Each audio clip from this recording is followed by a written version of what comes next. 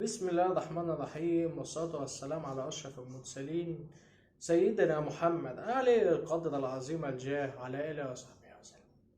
غزالة رايقة بعد الامتحان الزفت اللي أنا خلصته ده، والكلام بقى على ريال مدريد. أنا كمشجع لريال مدريد يعني الفرقة حلوة الفرقة وحشة، ما أنا بحب الفرقة، يعني بحب أشجع ريال مدريد.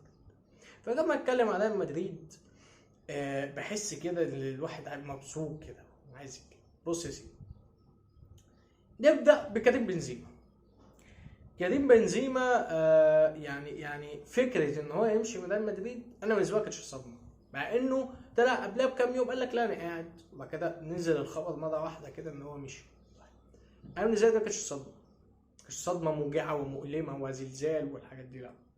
لان انا عمري ما انسى اليوم اللي انا نمت فيه وصحيت تاني يوم لقيت فيديو وداع كريستيانو رونالدو من ريال مدريد. عايز اقول لك عيطت انا اليوم ده، مش عايز ابالغ، بس الواحد انا مش ممكن يعني. ساعتها انا كنت في 2018 كنت داخل على الثانويه العامه، يعني كنت في ثانيه ثانوي وداخل على الثانويه العامه. فساعتها كنت بتابع الاخبار او كل حاجه وبشجع ريال مدريد وكل، بس يعني انا فاكر ساعتها ان انا كانش في حاجه بتقول انه هيمشي قبلها، مفيش. فدي بالنسبه لي اكبر صدمه ليا في التاريخ. يعني لما كنت في ثانويه عامه الاهلي خسر من صن داونز 5، اول 5 اللي كانت في 2019. انا ساعتها كنت في درس، فنزلت لقيت 1 2 3 ايه يا جدعان، في ايه الحفله اللي معموله علينا دي؟ الصدمتين دول يعني حاجه، يعني ذكريات مؤلمه ليا في الكوره بصراحه. فكريم بنزيما في السعوديه هيكسر الدنيا زي ما قلت في فيديو الميركاتو اللي فات، او حلقه الميركاتو ماشي. في ايه بقى تاني؟ ناخدهم واحد واحد. اسينسيو خلاص يعني، لا مع السلامه يا حبيبي، مع السلامه، تروح وما تجيش تاني بالسلام، مع ان انا بحبه وبحب لعبه جدا يعني. بس انا هتفرج عليه في باريس سان جيرمان بصراحه، بحب لعبه يعني، عشان اكون صريح معاك يعني.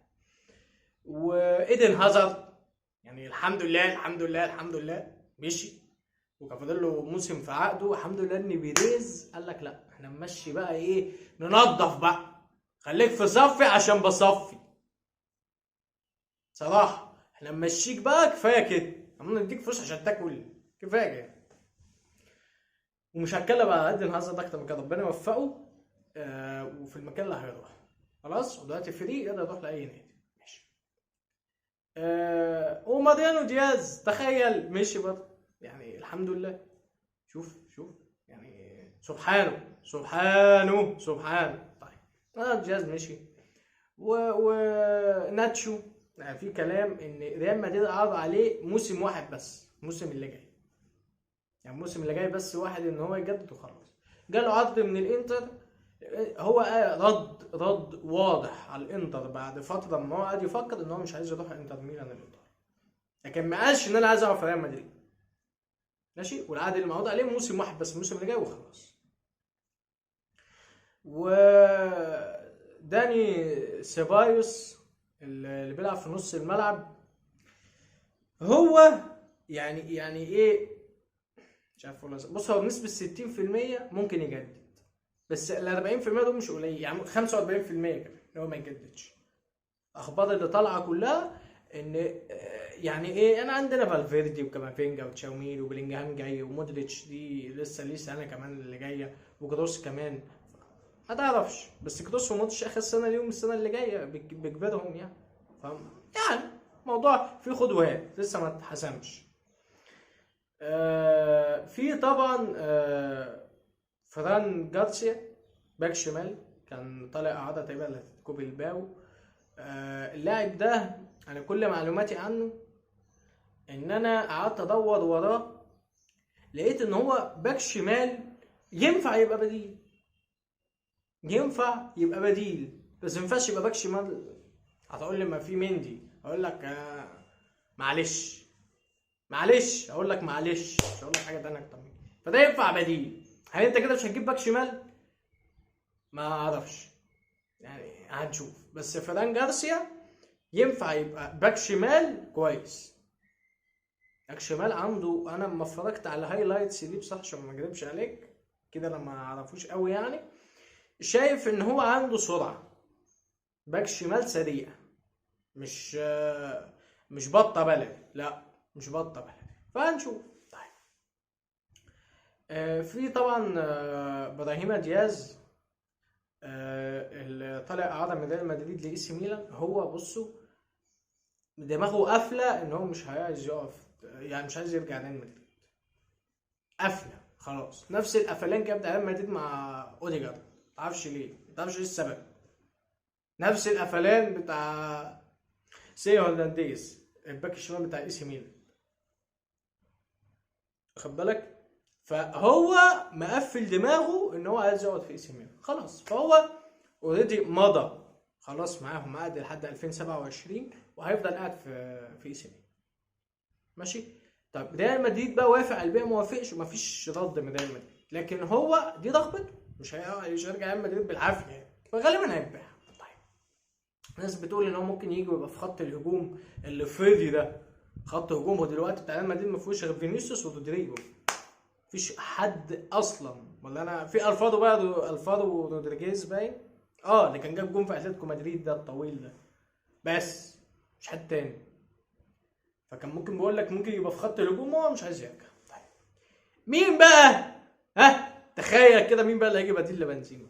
قال له انشيلوتي يا عم، حلمي انشيلوتي قال لك ايه؟ لا والله احنا عايزين مهاجم وهنجيب مهاجم. طيب يا سيدي مين بقى؟ اللي خسر مانشستر سيتي دوري الابطال قبل كده، ادي الانجاز الوحيد ليه. تخيل الانجاز الوحيد ليه كده، مانشستر سيتي دوري الابطال. طبعا جوارديولا كان طلع لاعب جندوجان هو اللي ارتكاز وطلع رودري، بس ما علينا. كاي هافرتز اللي انا اتكلمت على حته قبل كده، قال لك انا بحب الحمار عشان هو حيوان هادئ وجميل وكده. يعني طبعا الحمار اللي عندهم غير الحمار اللي عندنا، يعني ده حاجه تانية اكيد يعني. المهم يعني سيبك من الهبد ده والعبث ده، عبث يا بيه اللي انا بقوله. هو تشيلسي ما عندوش مانع انه يبيع، تشيلسي بيصفي برضه خلي بالك. تشيلسي ما عندوش مانع انه يبيع، او بمعنى اصح بوتشيتينيو ما عندوش مانع انه يبيع خلاص. لكن ايه السعر اللي هتدفع فيه؟ وهل ده المهاجم المناسب لريال مدريد؟ انت عايز رايي؟ لا هتخش تحط 70-80 مليون اللي تشيلسي اكيد هيوصل للسعر ده في كايفرتز، تروح تجيب بيهم فلاوفيتش من يوفنتوس، تخش الخناقه دي وتجيبه. مش عايز اقول لفظ يتحسب عليا عيب يعني خلاص، لكن بلاش نتانة خلاص. مش يعني بلاش الكلمه التانية دي، بلاش نتانة. بس ده كان الفيديو. سلام عليكم.